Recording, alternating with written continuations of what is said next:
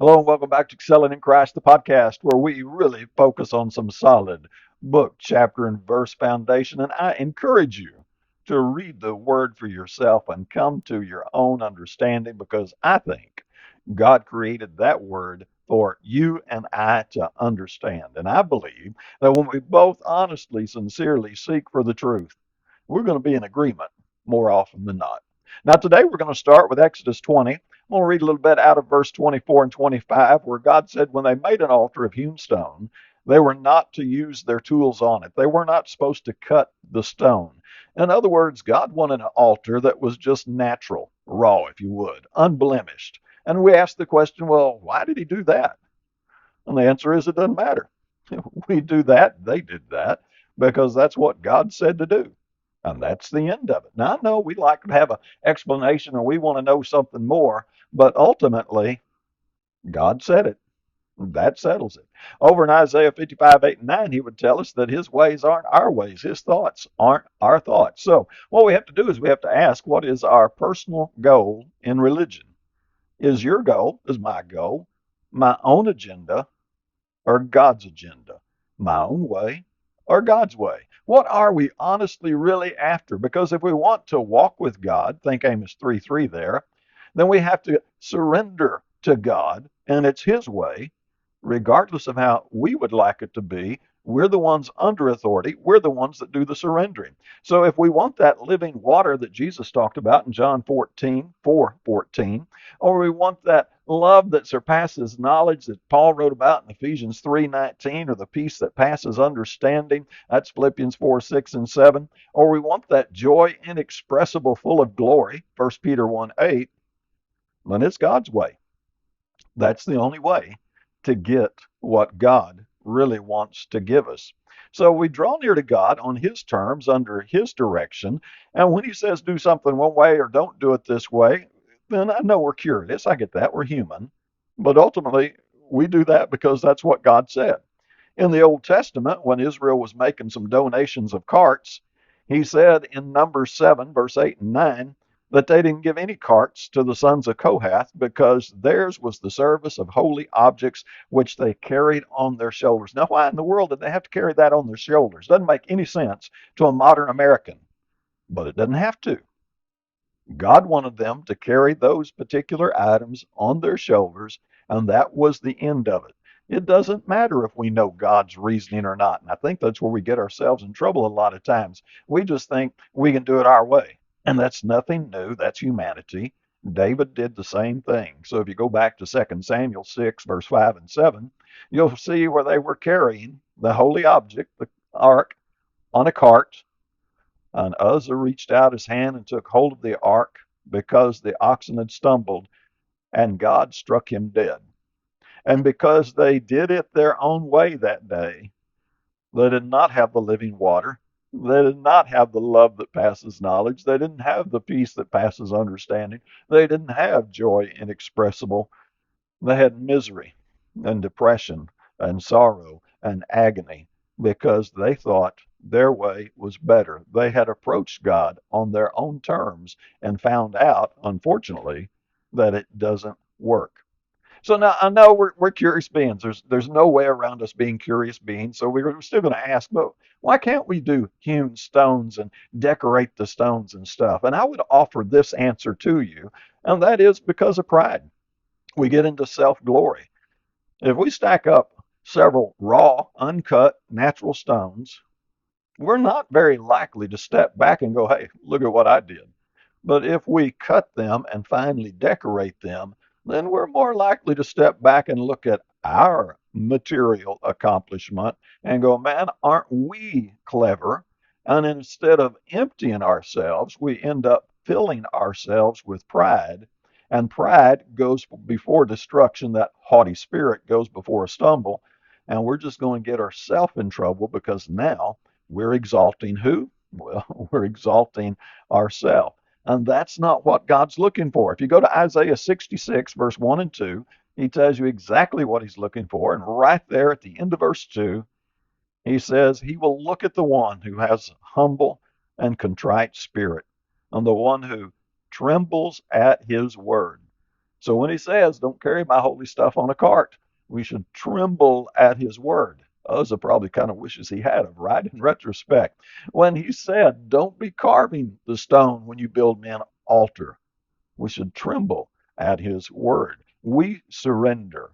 We present our bodies a living sacrifice, which is our reasonable service, and we're transformed by the renewing of our minds. That's Romans 12, 1 and 2. That's the goal. So, what are we really hungry for? And that's a serious question. I mean, this is very serious. You have to go to the very deep, private places of your own heart and say, okay, what am I really here for? Am I here to feed my ego? Am I here to get applause from people for being such a super great Christian or whatever? Am I here for the approval of men? Or am I looking for that living water that Christ talked about in John 4:14? Am I really looking to connect with that love that surpasses knowledge, the peace that passes understanding, the joy inexpressible and full of glory? What's the real goal? To honor God or to honor ourselves? And when we use hammers, horses, and wagons, to use Old Testament terms, that's our own wisdom. That's just straight up our own agenda. Humility says, this is what God said, this is what God said He wanted, and this is what we're going to give Him. And so we become like little children. We receive the children, we receive the kingdom like little children. That's Matthew 18, verse 3 and 4. So it's kind of tough. I get it. But in some ways, it's really, really simple academically. We just surrender. As Christ said, unless a grain of wheat falls into the ground and dies, it remains. But if it dies, that's our total surrender, then it bears much fruit. So those fancy hewn altars and those things that dazzle the eyes of men, they're not required at all.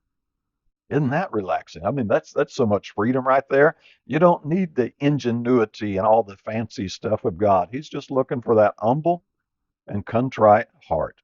He is looking for that person that is really, honestly willing to die to themselves and be alive to God. Now, this is tough in some ways, though. So I think it's really, really simple from one aspect, but we're going to look at another aspect and go, oh man, this is hard. Because the heart, Jeremiah told us in Jeremiah 17:9, is deceitful, it's desperately sick. It says, who can understand it? There's nobody better at rationalizing, spinning, and twisting and making excuses than human beings. I think the old Frank Sinatra song where he sang, I did it my way. And that really sums up the attitude of most humanity. If you haven't ever heard Frank Sinatra sing, I Did It My Way, get on YouTube and Google it, and it is all about the glory and self exaltation of man. Now, I don't mean to condemn Frank Sinatra. He was just singing a song and making some money. But when we make to bring that attitude into our religious world, we're dead in the water. We don't do it our own way. And yet we can interpret things to make them sound like we're serving God, when in that secret place of our heart, we know we are doing nothing but glorifying and serving ourselves and competing with the church down the road. And it is all on a shallow, fleshly level. And Paul warned us about that in Galatians 5:17. He said, the desires of the flesh is against the desire or against the spirit, and the spirit against the flesh. These two are in opposition to one another. And thus, we have to have those moments where we're really super honest with ourselves about what we're really doing in our religious pursuit. There is a competition, and it's between my true spiritual desire and my fleshly desire. So now I got to say, what's the goal? Comfort my flesh or really pursue that living water and that love that surpasses understanding, that peace that passes knowledge, and that joy inexpressible? Because the flesh can never achieve God's goal. The flesh can only provide a placebo effect. That's what Proverbs 14:12 warned us about. There's a way that seems right unto a man, but the end of that way is the way of death. And that is where the self-deception comes in. It's kind of like Matthew 7:21 through 23, where they thought they were on the straight and narrow. In verse 23, he said, I never knew you. Depart from me, you practice lawlessness. So all of this stuff, all of this ego and the serving of the flesh, there's none of it that's new. This goes all the way back to Old Testament days. The only thing different is that their entertainment values were different. They used entertainment in a different way. The idolatry and playing and kind of nonsense like that, where we do it more in a modern sports way. But it's just expressed different. So I'm going to ask you to look at all the entertainment and recreation out there in this world, whether you're looking at the secular entertainment recreation or you're looking at the entertainment recreation that is all wrapped up in some religious community. Is America spiritually deeper, wiser, and happier today than it was 20, 30, 40, 50 years ago? Have all these shortcuts Satan has introduced, have they made you any safer? Are your children or grandchildren safer today than they were, say, back in the 1960s? Because my take on this is that Satan played the long game. Starting back somewhere in the 1960s, maybe the 50s, you may go back to the 1940s, he started taking America a little bit further off track, a little bit further off track. And we started seeing it a little bit more and a little bit more. By the 1960s, at the end of the 60s, it was really out there. The 70s, it really got out there. And now look at where we are today. Are you better off? Is your family safer? Physically and morally and spiritually, because we have endless recreation and entertainment in almost any way you want to imagine it. And I'm saying the flesh has cut the heart out of America, and immorality has run free in the name of recreation and entertainment and whatever else you want to call it. And we are losing and going downhill fast. All the coddling, all the pampering, all the giving into the flesh merely leaves the heart distracted and empty, because just as Christ warned us, Matthew 4:4, man doesn't live by bread alone, but every word that proceeds out of the mouth of God. Now, the stubborn folks are going to absolutely refuse to see it and say, I'm just an old crank who's just whatever, and I'm going to be the evil guy, and that's okay. That's the way the game played. But modernism is just the old stuff recycled. Whether you want to go back to the paganism of the Old Testament or wherever you want to go, it's just the same old sins being regurgitated again and again, and they get packaged in a new package, but underneath they're the same thing. It's the battle of the flesh versus the battle of the spirit. And we know from a biblical perspective that hewn stones, carts, and horses, which were the Old Testament equivalent of our modern ideas, we know they don't work. They're a placebo effect. They're a temporary distraction. And now we're at the place where more and more people are leaving the broader religious community than we have ever seen in the history of America and becoming some sort of nondescript spirituality that they call SBNR, spiritual but not religious. And they're missing it, because there's only one way to walk with God, and that is to agree with God. God wants a spiritual relationship with His creation. He wants us in Him, in spirit and in truth. But it doesn't take anything great, big, happy, fancy, spectacular to do it.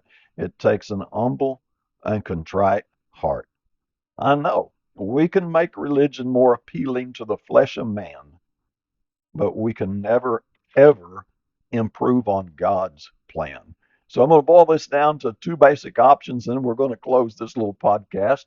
And that is, you can rationalize the flesh, you can coddle the flesh, you can pamper the flesh, you can comfort the flesh, and you can end up empty and destroyed. Or you can go for that living water that Christ talked about in John 14. You can engage the love that surpasses knowledge. You can engage the peace that passes understanding. You can engage that joy inexpressible, full of glory. Those are the two choices. But the only way to do the latter is to surrender yourself a living sacrifice to the will of God as it is revealed in the scriptures in the Bible. And now I'm going to point you back to the Bible, and I'm going to tell you that word is a lamp unto your feet, it's a light unto your path, and you use it to get to the place you really want to go spiritually. So, thanks for listening. Glad you tuned in. If you enjoyed what you heard, share this podcast wherever you do your social media. Follow whatever format you follow on, because I believe that together we can make a difference. And as always, I hope you have a great day.